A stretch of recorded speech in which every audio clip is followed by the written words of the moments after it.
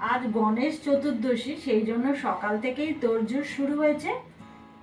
আর আমি এখানে ফুলগুলো দিয়ে নিচ্ছি। সকালবেলায় উঠেই ঘুম থেকে স্নান পান করে, ঘর মুছে স্নান করে, সমস্ত কিছু করে, তো ঠাকুরের আমি পুজো নিজেই করি, তো সেই জন্যই সকাল থেকেই শুরু হয়ে গেছে।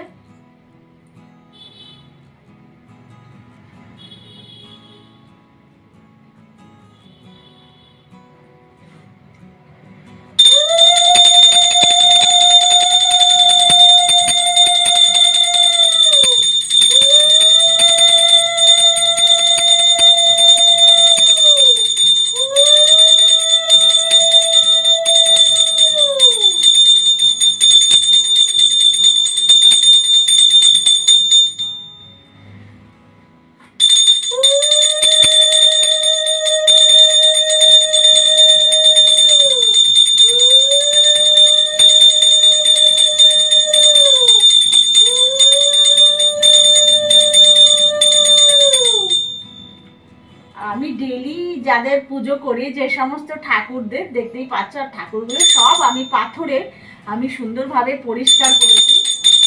এদের তো আমাকে আগে পুজো করতে হয়।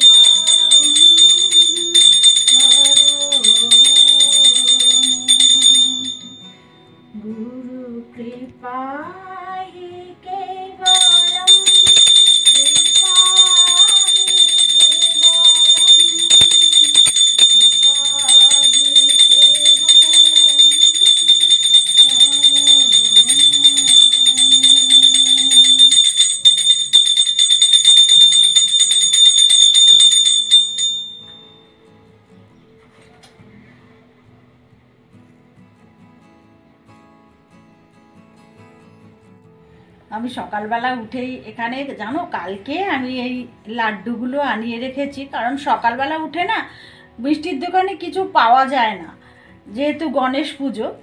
আর এখানে মোদকও আমি এনে রেখেছি, আর ফল তো আমি ঠাকুরকে দিয়েছি, এগুলো আমি আগেই এনে রেখেছি পরশু দিনকে।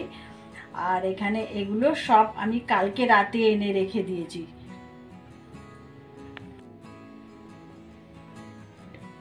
আমার বাবা লোকনাথ, ছোটবেলা থেকে না আমি লোকনাথের পুজো করে আসছি, তো বাবা লোকনাথ হচ্ছে আমার সব।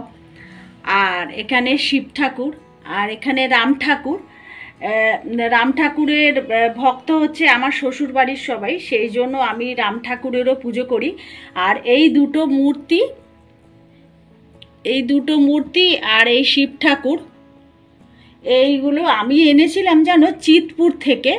তো আমাদের খুব শখ ছিল যে আমরা পাথরের ঠাকুর রাম লোকনাথ আনবো, তো সেই জন্য চিতপুরে গেছি এবং সেখানে গিয়ে এই মূর্তিগুলো এনেছি। আর এই রাম ঠাকুর দেখছো না, রাম ঠাকুরকে পাচ্ছিলাম না, লোকনাথকে পেয়েছি কিন্তু রাম ঠাকুরকে পাচ্ছিলাম না। অনেক খোঁজাখুঁজির পর একজন গোডাউন থেকে বার করে দিয়েছে, তাও বলছে একজন অর্ডার দিয়েছিল, সে এখনও আসেনি, তাই সেই জন্য এই রাম ঠাকুর পাথরে সাধারণত পাওয়া যায় না, সেই জন্য তাকে পরে করে দেবে। তো আমরা গেছি বলে আমাদের এই ঠাকুরটা রাম ঠাকুরকে আমাদের দিয়ে দিয়েছে। তো আমার ঠাকুর দেখতে, আর সরস্বতীকে আমি একদম নতুন এনেছি, সরস্বতীর ভীষণ পুজো করি আমরা।